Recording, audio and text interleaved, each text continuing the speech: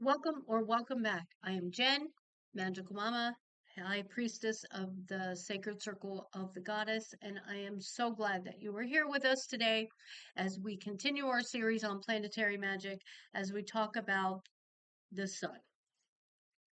Now, I've hesitated doing this particular planet, not because I don't know anything about it, but quite the opposite.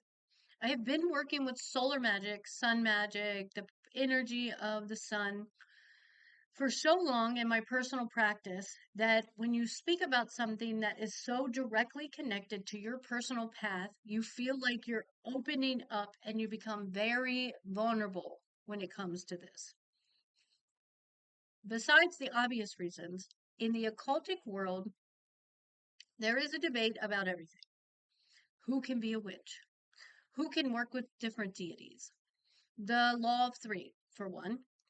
So many different things. And one of the biggest ones I've recently run into again, because all of these debates and opinions seem to recycle themselves every time that a new group of practitioners come into this. It's like high school starts all over again, and the freshman class come in and they ask the same questions and they have the same theories and doubts and concerns. And I love new brooms. Everyone was a new broom at one point in time. And I don't believe in gatekeeping, and I never mind answering these questions.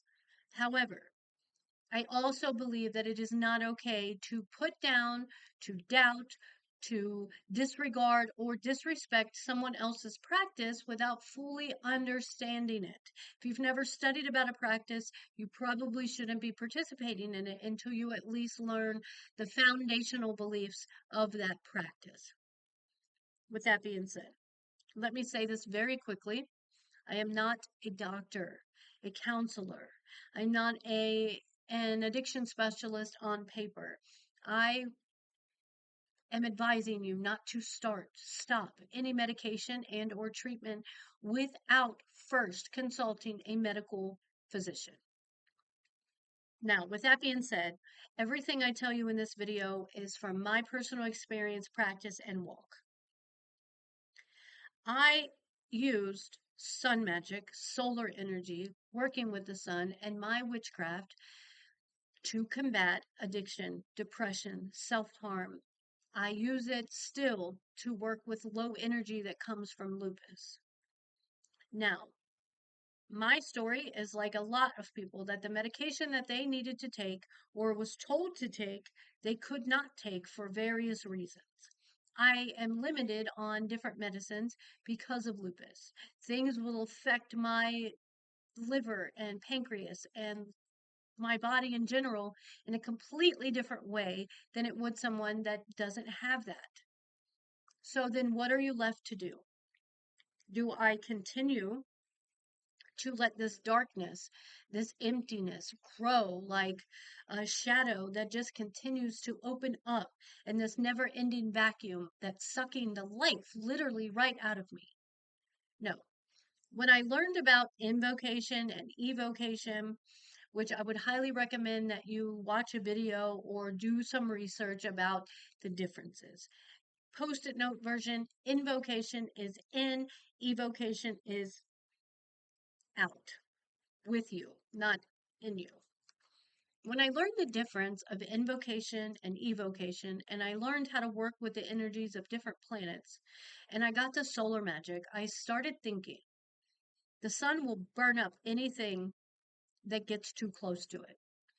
So if this crystal is the sun, and it's the biggest one I have with me today. Usually I have my big citrine one, but that is the biggest one.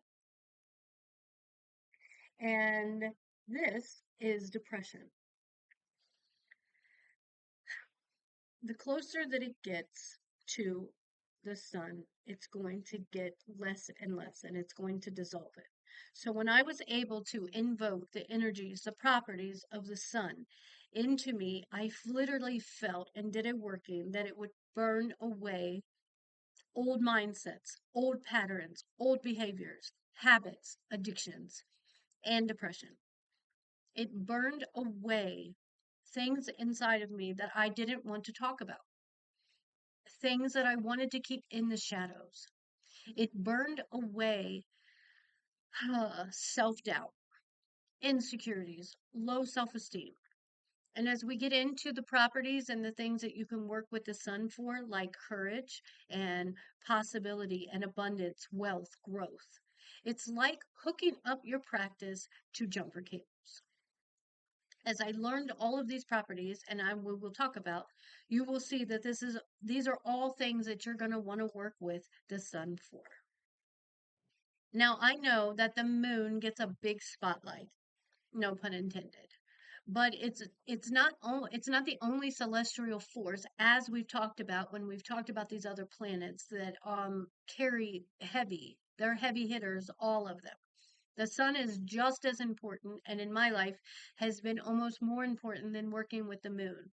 If you are dealing with depression and you are working with planetary magic, I would suggest that just for a while you stop working with the moon or figure out a different way to work with the moon.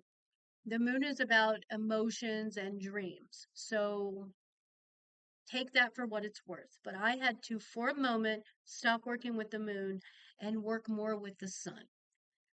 People have, since the beginning of time, looked to the sun for a source of life, vitality, power.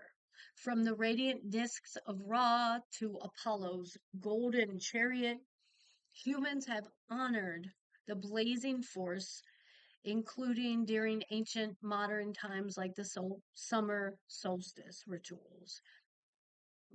Now, right now, as I'm recording this, it is Yule. So we honor the sun. So, what perfect time that it is to talk about and start working with solar magic. Just like there are phases for the moon that we wait until each of them come to work with. Now, let me back up for a minute on something I said. There are ways to work with the moon to help with depression. I have done it. To me, they wasn't as powerful as working with the sun. So let me clarify what I meant. When there are different phases of the moon that you can work with that will help you with depression. Like waxing, you're bringing in positivity, you're bringing in a new mindset, you're bringing in different possibilities. So let me fix what I said because I would never completely stop working with the moon. I just was very intentional on how I did it. Let me clarify that. So just like the moon has cycles, the sun and phases, so does the sun. For the sunrise and the ritual that I did, I went out and the hours for the sunrise for dawn are when the sun starts to make its appearance to 10 a.m. New beginnings, rebirth. This is a clean slate moment for you. The energy of fresh, focused, brimming with potential. Now, planting a seed when you're casting a spell at dawn for new business ideas. Think the blueprint for a business, a new relationship, a new job. And then we have from 10 a.m. to 2 p.m. Power, success, viability, confidence. Noon is the sun, which is at full throttle. This is maximum level, big fire, high confidence, no shadows. It's when you cast for success, leadership, recognition, or set fire to doubt, depression. And that is what I did. And that I've done multiple workings with the sun for different reasons. Then we come to the sunset, which is 2 p.m. until the sun transitions to where we cannot see it. Releasing what's done, wrapping up cycles, shifting energies, thinking about what you're consciously letting go of so you can move forward and stronger. This is where I would also say that you want to draw lines in the concrete, not the sand. We will not deal with fill in the blank. We will voice our opinion for fill in the blank, and we will not be silenced for fill in the blank. Now, midnight carries properties of integration, shadow, transformation, Even when it's dark, just like the moon when it's the new moon, the solar energy, the sun, still plays a vital role at the deepest point of the night. This is best for alchemy to do with shadow work and deep inner transformation. So, again, if you're wanting to kind of stay away from the moon because it's very emotional and you're trying to get a handle on your emotions, work with the energy of the sun at night. If you are also getting into planetary magic, you will know that there are planetary hours of each day that line up with each planet. So if it's Monday and you're trying to stay away from working with the moon, but you want to work with the sun, then there are hours that you can collate to work with your spells. Here is a little correspondence list. This is not a complete one, some things that I wrote down. So the element obvious is fire. The planet is the sun, and it is for Sunday. The colors are gold, yellow, orange, white. But if you have a bright color that makes you feel confident and powerful, coordinate that within those colors as well. Sunflowers, chamomile, candula, St. John's wort, rosemary, marigold, and oranges and lemons. This is really good. If you drink tea, add orange peels into your tea. It makes it taste really good, and you're incorporating the correspondences of the sun. Crystals are citrine, some of them, sunstone, carnelian, amber, rubies. Animals are roosters, lions, eagles, and the phoenix. Deities, a few, are Ra, Helios, Apollo, and Sol. Now, I will say in the Norse tradition, they have a sun goddess and a moon god. There's a lot of sun goddesses. So if you would want to work with a solar deity, but you don't really connect with a masculine energy, there's tons of the feminine divine that you can work with even when you're working with the sun. Even though that it is a masculine, full throttle, high energy action warrior type of planet, there's still goddesses that you can work. The tarot card would be the sun. The suit is the wands, Sunday, as I said. And the best time, it everything I read says dawn and noon, but I don't feel like that. I feel like you can work with the energy of the sun all the time. Let's talk sun magic spells. Now, these spells are worded a little wonky, but you can change them. Not all spells have to rhyme, but if you prescribe to that, then just change the wording, which I suggest that you do on your spells anyway. So, spells for confidence and personal power, build a presence, become a magnet for success, self trust, courage, strength, facing your fears, overcoming doubt, and acting boldly. Courage and strength when we want to go for the promotion, go for the job, ask the person out. These are all big ways that we can incorporate the sun. Vitality and healing, renewal of energy, especially after feeling burnout or an illness. If you're dealing with with an illness like lupus, to where you have low energy, solar energy is perfect. Prosperity, success, manifesting abundance and opportunities and recognition, truth and clarity, cutting through confusion and speaking with conviction. Okay, so this is one little spell that you can do for confidence. At dawn, dress a yellow candle. And this spell comes from the pagan grimoire. So thank you to them. At dawn, dress a yellow chime candle with cinnamon oil while focusing on your intention. So obviously, cinnamon would be another herb or oil to call in your confidence or call your power back. As you light the candle, speak the words, as the sun rises, so does my strength. As light returns, so does my power, and let the candle burn out. Most of my spells rhyme, but not all of them. Now, really quickly, I want to talk about solar sigils. There is a website that I will link in the description called Solar Sigil Engine. You can get help creating a sigil based on your intention. Um, I don't, I played around on the website a little bit, but I am a full believer in creating my own sigil because no sigil in my mind will carry more of my intention than if I create it. It's literally my DNA, my energy, my intention, my focus, my path. In the video that I have posted, I'll go back and check and make sure it's posted. If it's not, it will be. I make this charmed enchanted. It is a little bee with a beehive and it is gold. I made a sigil. I wrapped the sigil on paper around this. I lit a candle and I literally said a chant over it and put the energy of the sun. And now I'm wearing it because not only is, as I've talked about in previous videos, SAD, seasonal affective disorder, is a legitimate, real thing that affects thousands of Americans, thousands of people on this planet every year that deal with seasons that change. We're not getting the sunlight. We're not getting the fresh air that we need. And it happens every season. If you've ever made moon water, then you know how to make sun water. I make sun tea, and it's amazing.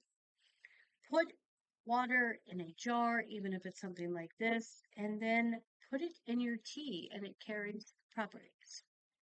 Now, I will say this about working with solar energy. If you are somebody that deals with anxiety, I would highly, highly recommend that you balance your working with the sun with the earth because that's how I do it because I want to feel grounded in all things that I do. Now remember, solar magic is all about fire and action, and that can turn into feeling very anxious, jittery, and on edge. There are vices to all planets. Please remember that.